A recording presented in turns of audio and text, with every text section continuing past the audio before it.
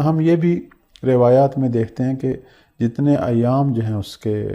زیارت میں گزریں گے وہ ایام اس کی زندگی کا حصہ بھی شمار نہیں ہوں گے۔ اور بعض ایسی روایات ہیں جس میں ائمہ معصومین علیہ السلام جو ہیں وہ حج عمرہ کی بات کرتے ہیں کہ ہر قدم پر جو ہے وہ ایک حج اور عمرے کا ثواب ہے، اور اس طرح کی حدیث خود نبی کریم صلی اللہ علیہ وآلہ وسلم سے بھی ہمارے جو ہیں وہ حدیثی ماخذات میں نقل ہوئی ہے۔ اور پھر ہم یہ بھی دیکھتے ہیں کہ سننے والے نے حیرت کا اظہار کیا کہ معصوم سے پوچھا کہ یہ کیسے ممکن ہے کہ ہر قدم پہ حج عمرہ اور وہ بھی مقبول، یعنی جو اللہ نے قبول کیا۔ تو مولا نے کہا کہ مثلا 7 حج عمرہ کا، اس پہ اس نے حیرت کا اظہار کیا تو مولا نے فرمایا 70۔ اس پہ مزید وہ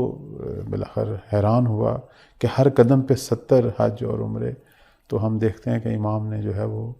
گفتگو کو بڑھایا، 70 سے جو ہے وہ 700 ہوا، 7000 ہوا، 70,000 ہوا۔ تو عرض خدمت یہ ہے کہ اب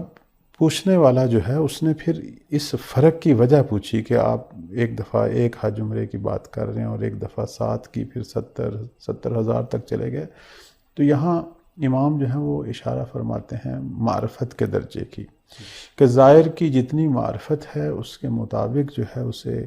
اس عمل کا جو ہے وہ ثواب ملے گا۔ اور ہم یہ خود بھی یہ چیز دیکھتے ہیں کہ عام طور پر جب بھی کوئی عبادت بجا لائی جاتی ہے تو سارے ایک جیسی عبادت نہیں کرتے، لوگوں کے عبادت کرنے کے انداز میں، آداب میں،